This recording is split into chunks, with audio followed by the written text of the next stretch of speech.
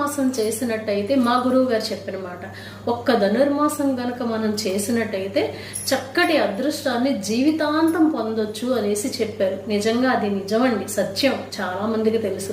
కాబట్టి ప్రతి ఒక్కళ్ళు కూడా చక్కగా ధనుర్మాసం చేసుకుంటారని, అలాగే మనకి ధనుర్మాసం వచ్చేటప్పటికి 16/12/2023 శనివారం నుంచి ధనుర్ సంక్రమణం మొదలవుతుంది.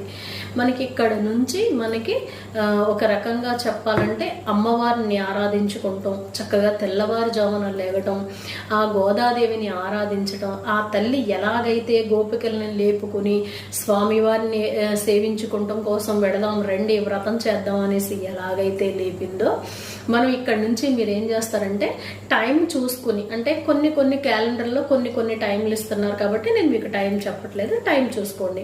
టైం చూసుకున్న తర్వాత ఇంచుమించుగా మనకి ఆ రోజున మామూలుగా గుళ్ళోనూ వాటిల్లో